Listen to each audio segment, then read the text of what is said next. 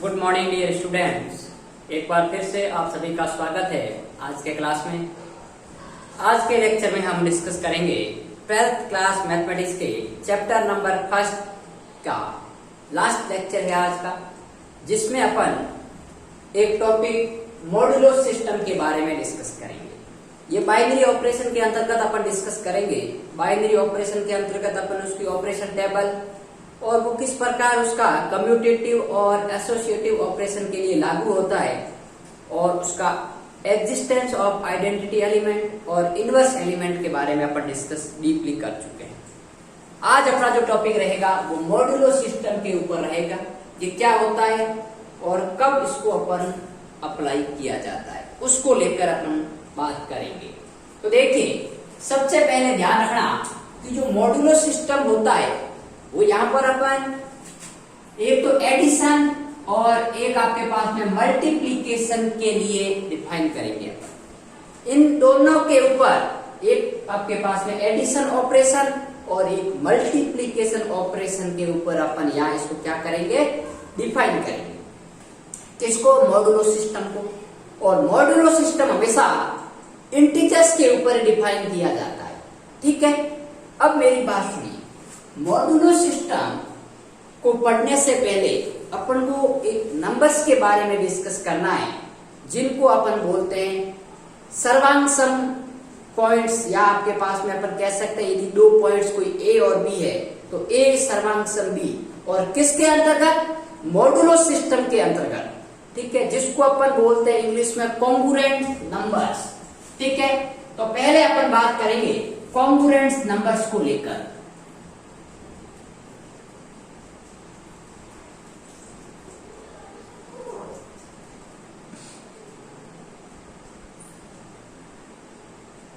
अब देखिए congruent number क्या होते हैं। माना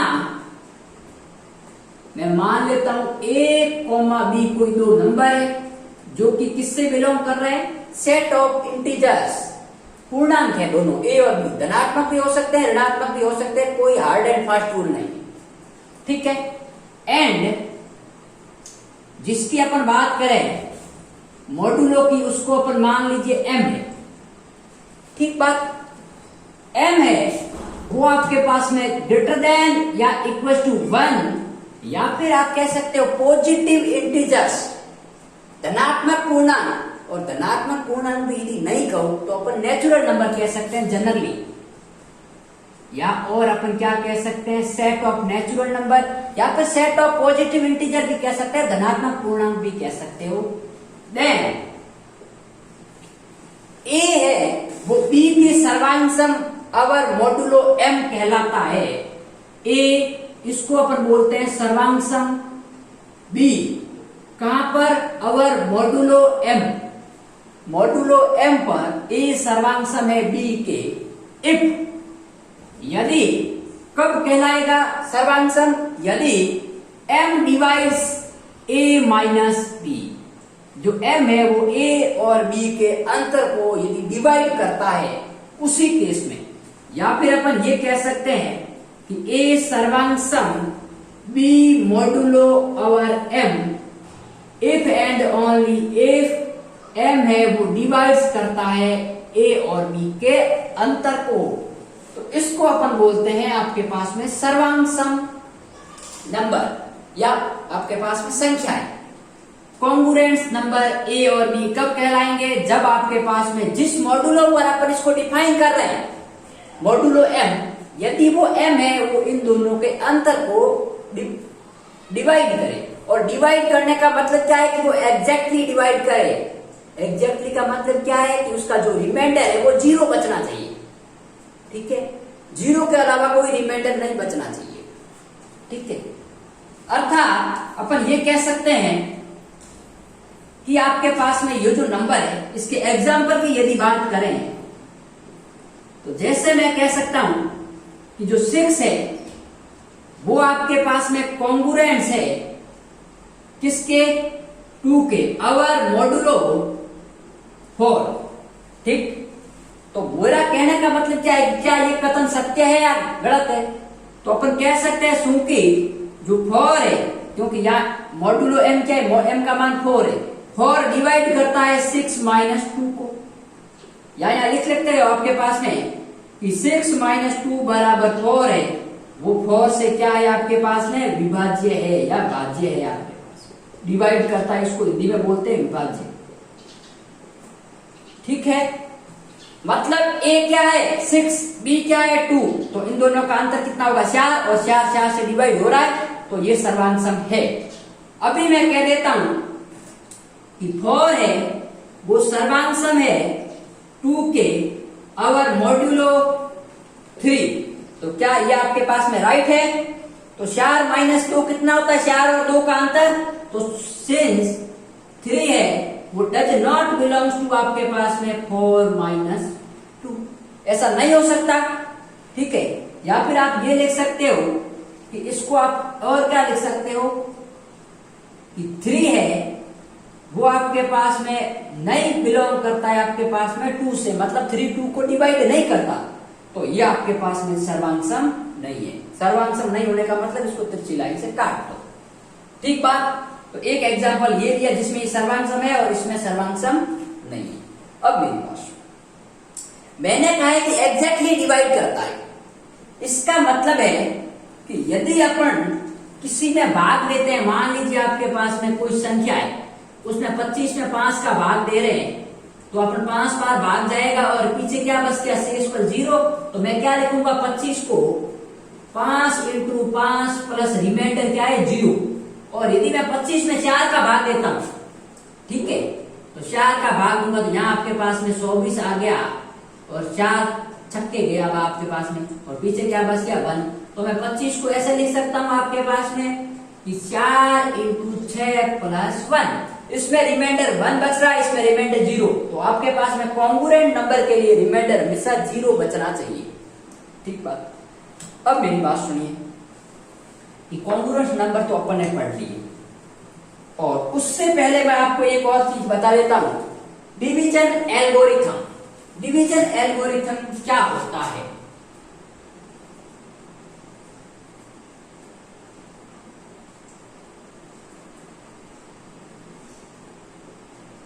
डिवीजन एल्गोरिथम थ्योरम। ठीक है, अब देखिए विभाजन एल्गोरिथम। यदि मैं आपके पास में कोई 20 संख्या है और इसमें a का भाग दे रहा हूं, कब दे रहा हूं? जब आपके पास में b है वो a से क्या हो, बड़ा, b का मान a से बड़ा, तो मान लीजिए वो q बार भाग गया, ठीक है, कुछ न कुछ यहां आया और पीछे रिमाइंडर क्या बच गया, r बच गया। ये आपके पास में क्या है, रिमाइंडर। ये क्या है आपके पास में, भागफल है, ये भाज्य है और ये भाजक है। तो उस केस में मैं विभाजन एल्गोरिथम से अपन क्या लिखते हैं कि जो आपके पास में b है विभाज्य, वो aq प्लस r के बराबर होता है, जहां पर ये आपके पास में रिमाइंडर है, ये भागफल है, ये आपके पास में क्या है, भाजक है, और ये, तो ये विभाजन एल्गोरिथम थ्योरम होती है। अब मैं इसी को यहां अप्लाई करूंगा एडिशन और मल्टीप्लीकेशन के लिए। तो देखिए a और b कोई दो इंटीजर है और m आपके पास में कोई पॉजिटिव इंटीजर है, और यदि आपके पास में ऐसे कोई दो और पूर्णांक आपको r और q मिल जाए, तो मैं ऐसा लिख सकता हूं कि a प्लस b है वो mq प्लस r हो जाए। m का मतलब क्या है कि m बार आपके पास में भाग दिया m का मॉड्यूलो m।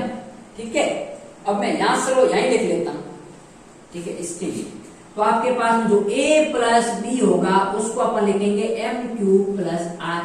तो यहां पर जो r है उस r को m मॉडुलो, और मॉडुलो किसके लिए, योग के लिए, तो योग के लिए m मॉडुलो का इसका क्या कहलाता है आपके पास में, सम शेष कहलाता है, रिमाइंडर कहलाता है। इसी प्रकार यदि मैं मल्टीप्लाई के लिए बात करूं तो a डॉट b बराबर mq प्लस r होगा। लेकिन जहां पर r है वो r का मान 0 भी हो सकता है या 0 से बड़ा भी हो सकता है, लेकिन हमेशा ध्यान रखना जिसका अपन भाग दे रहे हैं m से छोटा होगा। ये भी आपके पास में यहाँ इसका मान छोटा होगा। और ये कब कंडीशन फॉलो होती है, जब ए प्लस बी है वो ग्रेटर देन किससे होता है आपके पास में, एम से होता है। ये बात हमेशा ध्यान रखना, या इक्वल आ जाता है, ठीक है, या डॉट आ जाए। अब मेरी बात सुनो भाई, यहाँ यदि आपके पास में बी का मान ए से बड़ा होगा, क्योंकि यहाँ भाग ए का दे रहे हैं, इसमें भाग किसका दे रहे हैं, एम का, तो या तो इससे ये बड़ा होगा तब रिमाइंडर बचेगा, या फिर बराबर होगा तो रिमाइंडर 0 बचेगा, और यदि छोटा है तो भाग नहीं दे सकते। तो ये आपके पास में अपन विभाजन एल्गोरिथम से जानते हैं। और जहां पर इसको जो आर है वो आर यहाँ पर ए और बी के योग मॉड्यूलों के लिए समशेष कहलाता है, और यहाँ गुणन मॉड्यूलो मल्टीप्लीकेशन मॉड्यूलो और एम के लिए समशेष कहलाता है। अब मेरी बात सुनो, ये तो हो गया। अब अपन देखेंगे कि मॉड्यूलो सिस्टम को अपन किस प्रकार परिभाषित करें। ये तो मैंने इस तरह से डेफिनेशन लिखी है, क्योंकि बी जब ए से बड़ा है तब ये, यदि ए प्लस बी है वो आपके पास में जब ग्रेटर देन भी कर सकते हैं, इक्वल करेंगे, तो इक्वल के केस में आर का मान क्या होगा, 0 होगा, ध्यान रखना। तो ये कंडीशन है। अब मैं यहां पर आपको मॉड्यूलो सिस्टम की डेफिनेशन बताता हूं कि मॉड्यूलो सिस्टम की डेफिनेशन क्या है। योग के लिए मॉड्यूलो सिस्टम और गुणन के लिए। पहले अपन योग के लिए तो देखिए, मॉड्यूलो अवर एडिशन ऑपरेशन, एडिशन ऑपरेशन योग संक्रिया के लिए आपके पास में मॉड्यूलो, ठीक बात। अब मेरी बात सुन, मान लीजिए आपके पास में कोई दो इंटीजर a और b है, उस पर आपके पास में मॉड्यूलो कौन सा है, m मॉड्यूलो है, और योग के लिए लागू हो रहा है। तो इनका जो मान है वो दो मान आ सकते हैं। देखिए, एक तो मैंने क्या कहा कि a प्लस b का मान आएगा, वो आपके पास में आएगा। योग मॉड्यूलो के लिए जो r है वो इसका समशेष कहलाता है, यह r, ठीक है। और वो रीजन भी बताऊंगा क्यों आएगा। तो एक तो आपके पास में आएगा a प्लस b, यदि a प्लस बी है वो लेस देन है m से, जिसका अपन मॉड्यूलो का भाग दे रहे हैं, और a प्लस बी आएगा, सॉरी इसका मान आएगा remainder r। a plus b है उसका मान या तो m के बराबर आ जाए या बड़ा आ जाए। यदि ये आ जाए तो इसका मान आपके पास में क्या आ जाएगा, इस केस में आपके पास में a प्लस बी बराबर आएगा r मॉड्यूलो m, और यहां पर अपन कह सकते हैं a प्लस मॉड्यूलो m बराबर आपके पास में r। कब, जब इस केस में, जब इससे बड़ा या छोटा है बराबर है, और छोटा होने के केस में क्या आएगा। और इसी प्रकार यदि अपन मल्टीप्लीकेशन की बात करें,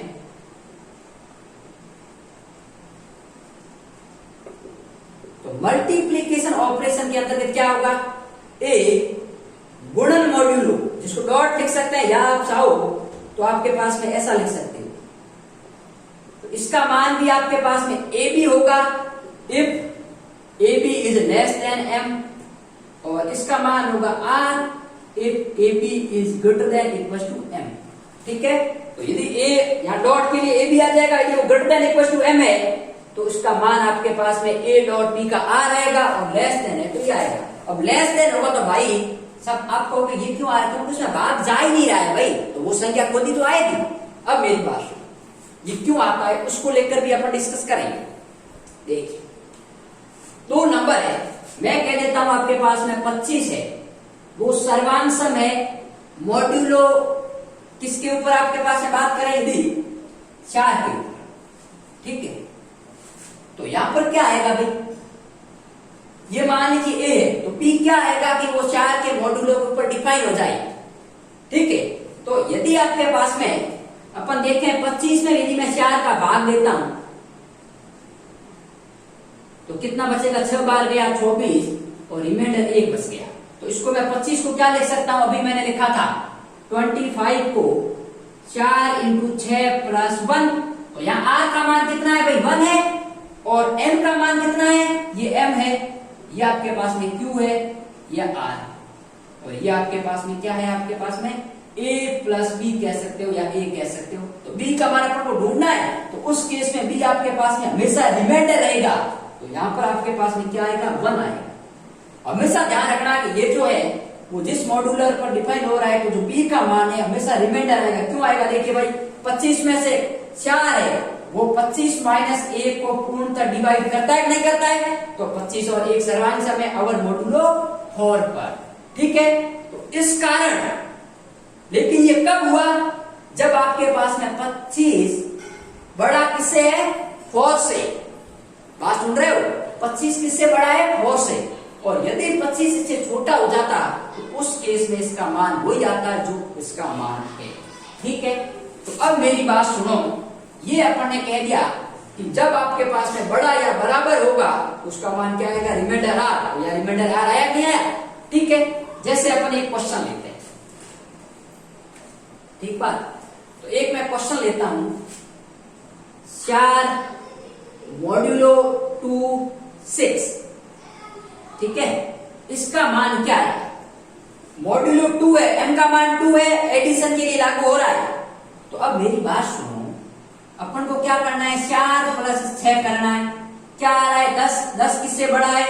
2 से। मॉड्यूलो से बड़ा है, तो जब a प्लस b का मान इसके लिए मैं लागू कर रहा हूं, तो a प्लस b का मान जब बड़ा या बराबर हो m के, तब r आता है। तो इसके लिए r आएगा, यहां पर मान आपके पास में r। और r क्या है कि आपके पास में देखिए किसमें भाग देना है? a प्लस b में। तो 10 में भाग किसका देना है? अपन को 2 का भाग देना है।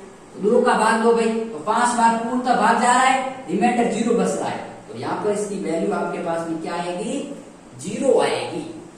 ठीक है, तो ध्यान रखना, मैंने अभी कहा क्या था? रिमाइंडर है। तो देखिए 4 प्लस 6 सर्वांग सम है किसके? मॉड्यूलो अवर 2 के। तो 4 और 6 दोनों किसके आपके पास में? तो 10 होता है। तो 2 का भाग 10 में पूर्णतः जाता है, ये 0 के आपके पास में क्या है? सर्वांग सम है। तो जो रिमाइंडर होगा, यहाँ रिमाइंडर क्या आ रहा है? मैंने कहा था b का मान होगा वो रिमाइंडर होगा, और रिमाइंडर ही आपके पास में इसका आंसर होता है जब ये मान होता है इससे बड़ा मॉड्यूलो से। ठीक है, तो अपन क्या कहेंगे? यहाँ पर a और b को अपन टोटली ऐड करके a मानेंगे, ध्यान रखना। ठीक है, और b किसको मानेंगे? जो रिमाइंडर आ रहा है। तो ये आपके पास में बात हो गई। इसी प्रकार मैं यदि बात करूं आपके 25 प्लस 14, इसका मान आपके पास में क्या आएगा? मॉड्यूलो 4 के ऊपर। ठीक है, तो 25 प्लस 14 कितने हो गए भाई? 39 हुए नहीं हुए? 39 किसके सर्वांग सम है? मॉड्यूलो 4 के ऊपर।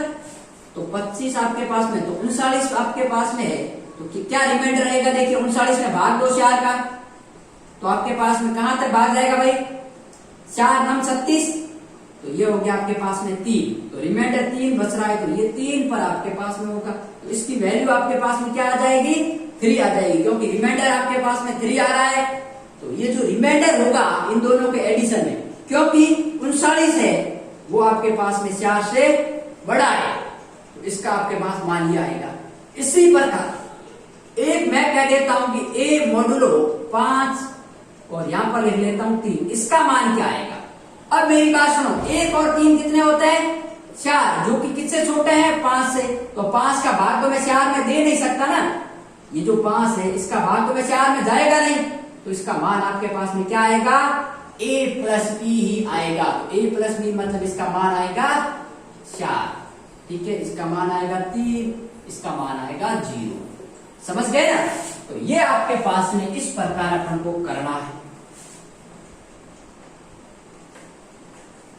ठीक है, तो समझ में आने का मतलब है कि जब आपके पास में इन दोनों का कॉन्सेप्ट ये था, लेकिन आपको वैल्यू कैसे निकालने? इन दोनों को एडिशन करो, देखो कि यदि वो मॉड्यूलो से ज्यादा आ रहा है तो चेक करो कि इसमें आपके पास मॉड्यूलो का भाग देने पर रिमाइंडर क्या बच रहा है, वो आंसर आएगा, ये रिमाइंडर। और यदि a प्लस बी का मान छोटा आ रहा है मॉड्यूलो से, तो a प्लस बी का जो योग हो रहा है वही वैल्यू आएगी। इसी प्रकार मल्टीप्लीकेशन में अपन देखते हैं, देखिए मल्टीप्लीकेशन में कैसे होगा।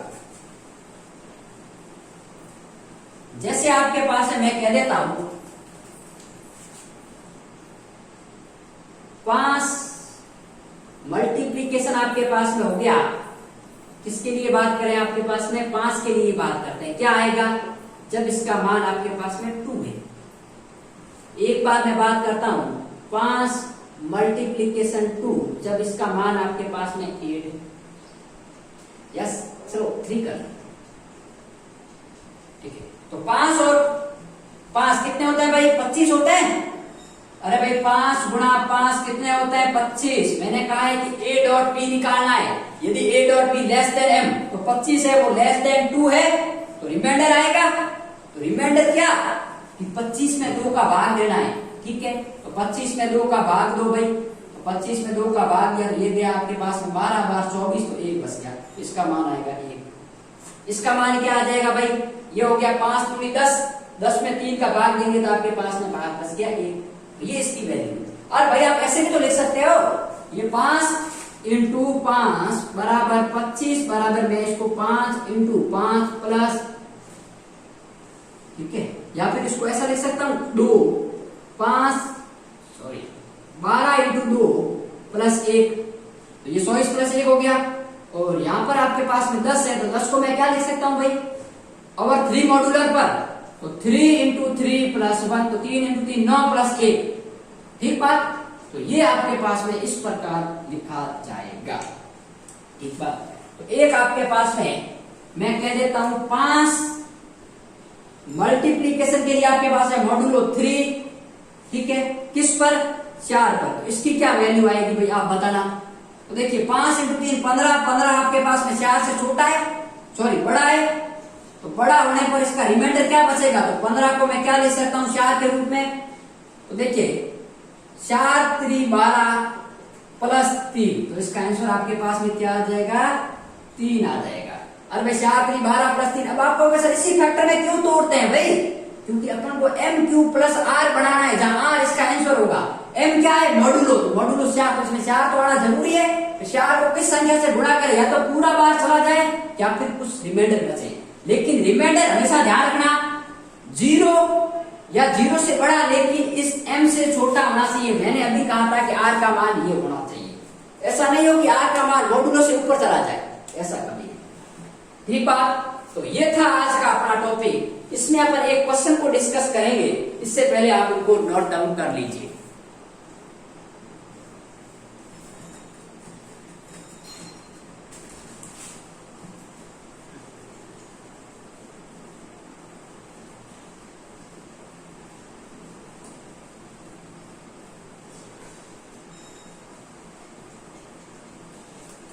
अब बात सुनिए, क्वेश्चन लिखते हैं अपन, बुक का ही क्वेश्चन है।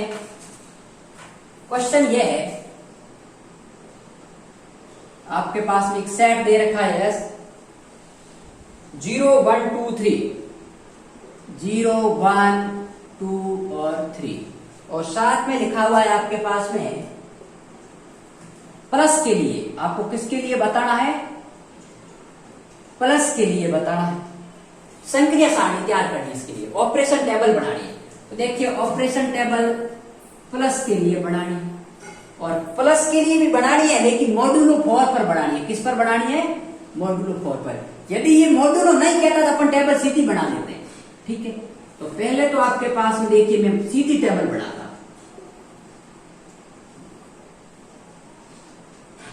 क्या आएगा? 0 1 2 3, 0 1 2 और ये 3। अब मेरी बात सुनो, ये आपके पास में सिस्टम किस पर परिभाषित करना? मॉड्यूलो 4। तो दोनों को एडिशन करना। यहाँ a का मान ये है, b का मान ये है। मान लीजिए ये आपके पास में a है और ये आपके पास में b है।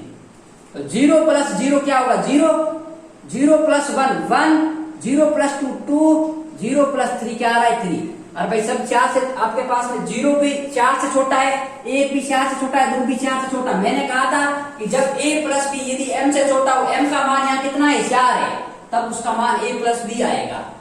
अब देखिए 1 को 0 के साथ करो, 1, 1 का 1 के साथ 2, 1 का 2 के साथ 3 और 1 का 3 के साथ 4।